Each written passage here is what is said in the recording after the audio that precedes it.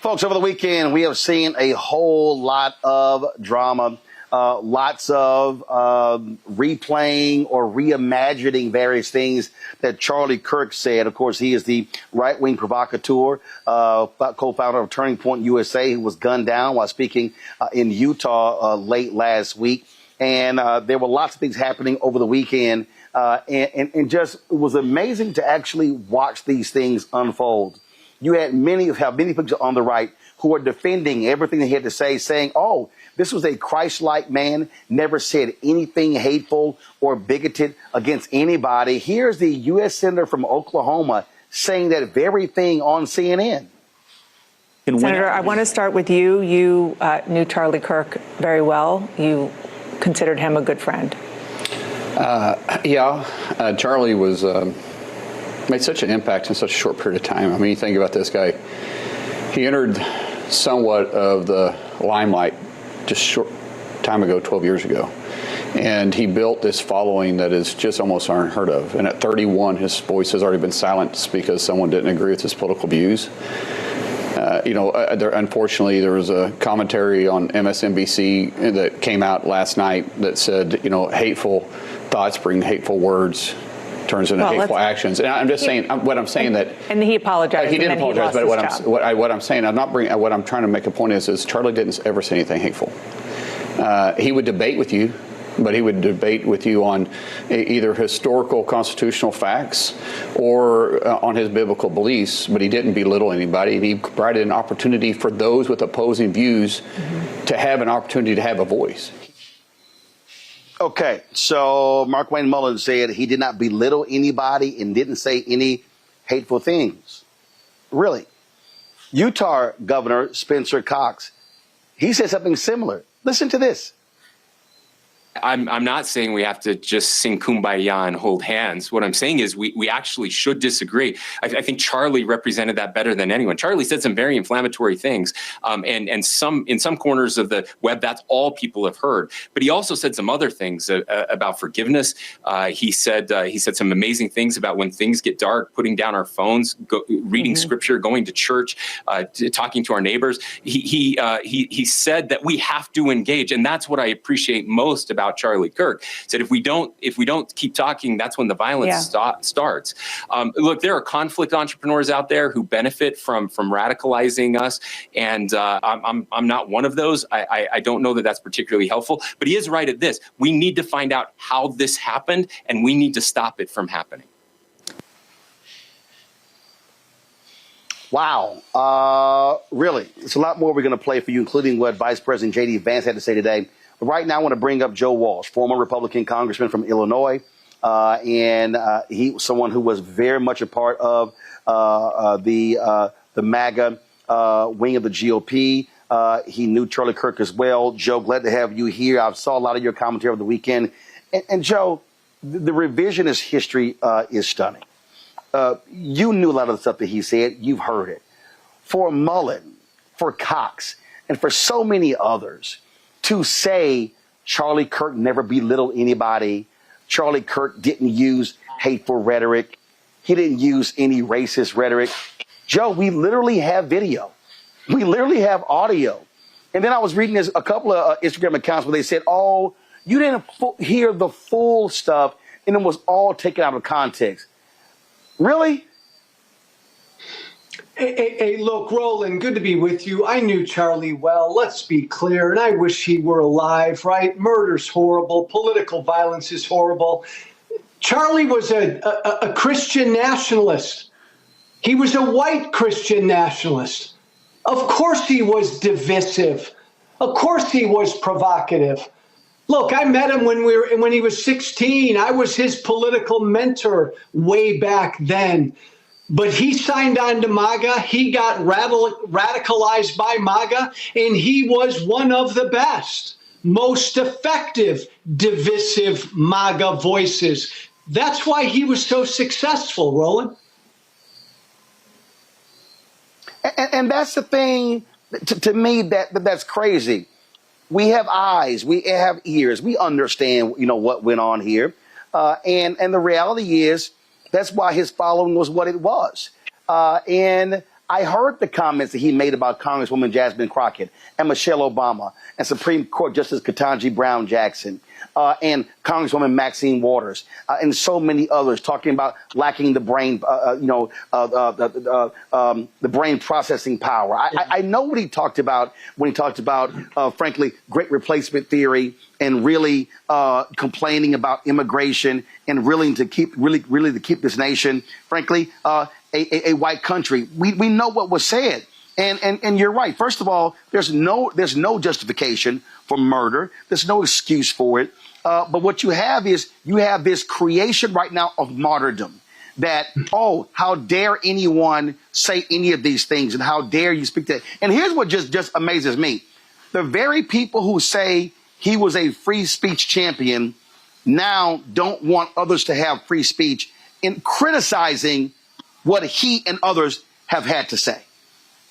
Roland, this is scary. And you and I are old enough, man, to remember huge figures in American history who were gunned down, struck down, military leaders, civil rights leaders. We are treating this 31-year-old podcaster, MAGA influencer, like he's Jesus Christ. So I come from the right. Why are my old colleagues and friends on the right doing this, Roland? Because the right wants a religious war. Let's just call it. They want a civil war. They want a holy war. That's why they're putting him up to be some Jesus-like martyr. Absolutely. I mean, Glenn Beck literally came out and said he was a civil rights leader. Oh, my God, stop it. Stop it. I've seen people say, oh, I've seen a lot of these videos, oh, I'm leaving my church because my pastor did not mention him. This was a Christian warrior. And let's just be clear. You said it, white Christian nationalists. It's slaveholder religion. We heard a lot of this stuff during slavery, during Jim Crow, things along those lines. And this whole idea about, oh, no, it was about debate. It was about, exchange of ideas. I mean, come on, let's just stop it. And so we see what's going on here. We see the games that are being played. And then what gets me, Joe, is this whole deal of, oh, my God, the left, how they indoctrinated him and the accused killer going to a university. The dude was at a university for one semester, Joe. You're trying to tell me that one semester at a mostly white institution in Mormon, Utah, which is not a liberal bastion, somehow just radicalize him? I mean, it really is showing folks the hand they're trying to play.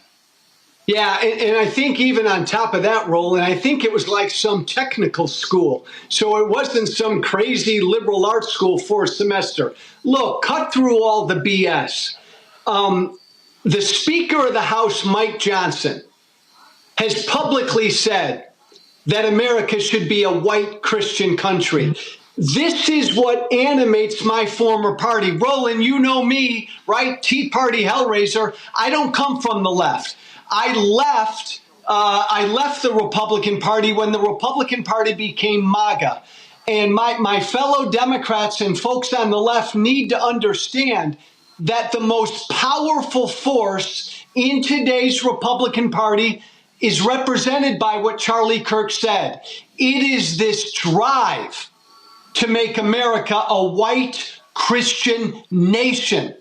I got to tell you, this is what they say privately. This is now what they say publicly. This is what Charlie Kirk said publicly.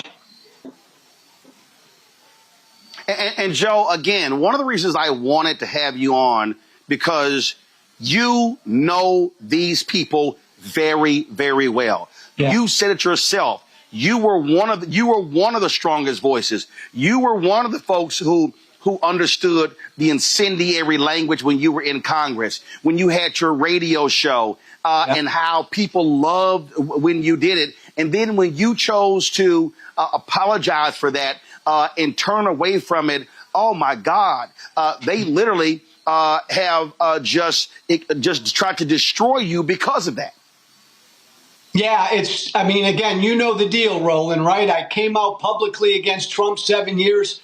For 7 years, I put up with death threats on a regular basis. Nobody is welcome in that party unless you bow down to what this force is, this MAGA force. And again, look, there have been some people on the left who've celebrated Charlie Kirk's murder. Shame on them, be better people. But this is much worse, Roland, what my former friends are doing on the right, because they are turning this into a holy war.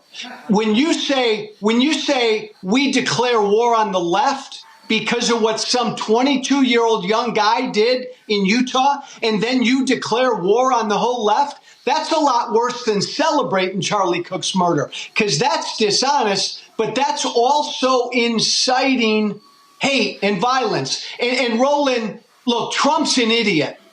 So yeah, Trump says the left, the problem in the country is the left. J.D. Vance is not an idiot.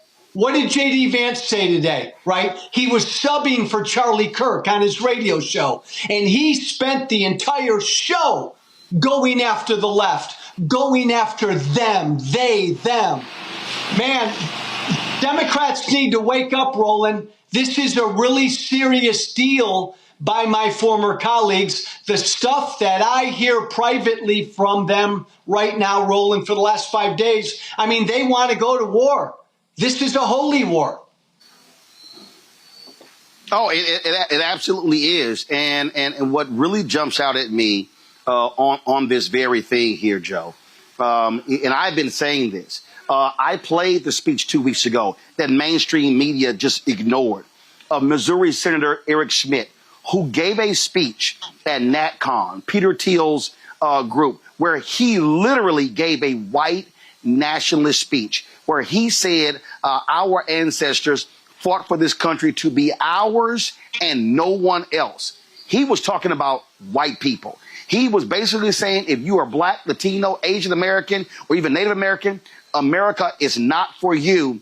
And folks just ignored it. And so people need to understand, again, what they're saying, why they're saying it. And yes, there are many evangelicals, any very conservative white Christians who are pushing this as well. And you nailed it. They want a holy war. They want a race war. They want this to be a white country. It is clear as day. And Roland, really important point. Charlie Kirk at only 31, the impact he had because he was one of the most successful pushers of this white Christian nationalistic idea.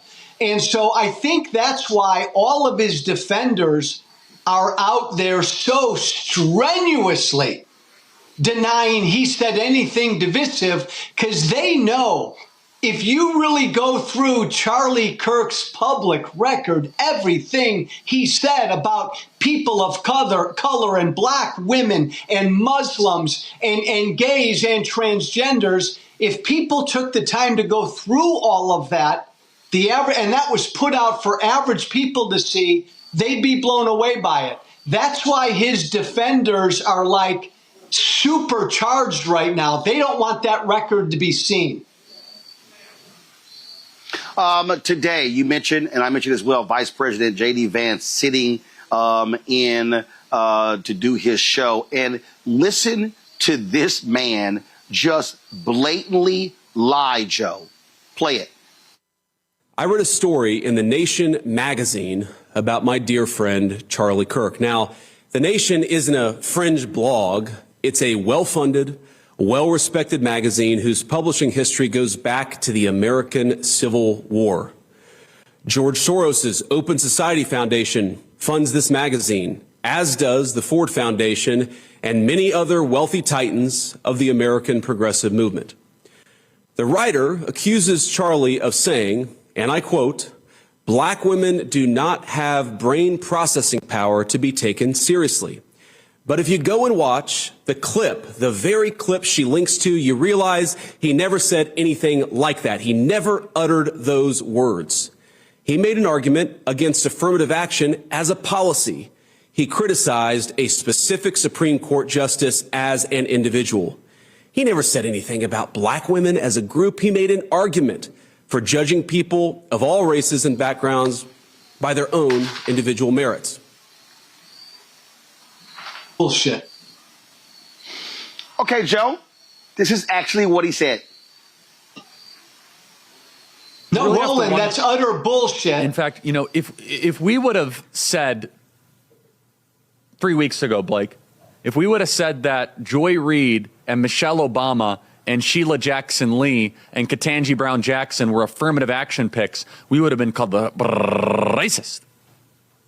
But now they're coming out and they're saying it for us. They're coming out and they're saying, I'm only here because of affirmative action. Yeah, we know. You do not have the brain processing power to otherwise be taken really seriously. You had to go steal a white person's slot to go be taken somewhat seriously. Play cut 52. But I rise today as a clear recipient of affirmative action, particularly in higher education. I may have been admitted on affirmative action, both in terms of being a woman and a woman of color. All right, Joe. He literally said it. Not only that, Vance lied. Soros does not fund the nation. So he sat there and flat out lied. And Roland, remind me, what's J.D. Vance's job? He's the vice president, and yet he had time today to do a radio show for a former right-wing podcaster. I mean, look what they're not even, Roland, they're not even subtle about it, what this White House is doing. They believe, man, the path to victory is fear, hate, and division. And that's what they're putting out there. That was Charlie Kirk literally going after 4 accomplished black women by saying they didn't have the brain power to get where they got. This is what he believed. And this is what MAGA believes. And that, again, Roland, broken record, that's why Charlie Kirk was so damn successful, why he had such a big audience. Yeah, and not only that, you take Nick Fuentes, who's to the right of Charlie Kirk, the night of or the day after Kirk was shot and killed. Fuentes had 200,000 people watching him live. And so what you have this fervor. And so when I listen to Trump and Vance and all these people talk about, how the left, they're indoctrinating. No, and you know this very well, the indoctrination. We've had people who formerly are with Turning Point USA put out videos talking about how it was really this cult-like figure, this messianic figure that they sort of set Kirk up as, and how they want them to follow that. And so that's what's going on here. These people are not trying to have open dialogue. And not only that, Joe, you take Trump, okay? Trump was very clear in saying he was not going to call Governor Tim Walz after those 4 folks were shot in Minnesota. 2 were killed, including former Speaker of the House and her husband. Now today he's saying, he never even heard of Melissa Hortman. And if the governor had asked him, he would, of course, lowered the flags to have staff. I'm sorry. He's also lying. He knew about her. He knew about the shooting, but he was so arrogant that he said, 2 Democrats, a Democrat Speaker of the House shot and killed. Yeah, I don't care, but lower the flags to have staff with Charlie Kirk. Flies body on Air Force 2. Do a memorial service at the Kennedy Center. Do another one at the Arizona Cardinals Stadium. Give him the Medal of Freedom. And I'm telling you, they're going to give him a state funeral. That's what you're seeing right now. And then you got Peter Hegseth going after members of the military who said anything negative in the aftermath of his death. You've got Kirk supporters creating a database of people of every social media post, and then even Vance said in the podcast, you call their employer. So the so-called free speech people all of a sudden are saying, if you say anything negative about Charlie Kirk after what took place last week, we're going to come after you, come after your job. I thought they hated cancel culture, Joe. Yeah. Roland, I remember back in my right-wing radio days, I would come on every day, and there was always some story about some leftist group on a college campus that couldn't handle speech that made them uncomfortable. Now these people are on the right. Now this is MAGA. MAGA now are the snowflakes. MAGA, Roland, they now need their safe spaces. It's funny, but it's not funny. And you're right about J.D. Vance, man. He just flat out lied. I mean, the last 30-year history of political violence in this country, the vast majority of it is right-wing. It always has been. And they put out this lie that it's only on the left. It's not even, Roland, a both sides problem between the left and the right. There is political violence on the left, but the vast majority is on the right, and they know that, and they're lying because they're trying to inflame their base. And Roland, I hear from their base every day, and let me tell you something, they are inflamed. I mean, they are ready to march and grab their you-know-what. This is a scary time. It is, and folks need to understand what is certainly at stake. Joe Walsh, I appreciate you joining us on the show. Thank you very much for your insight. Thanks, man.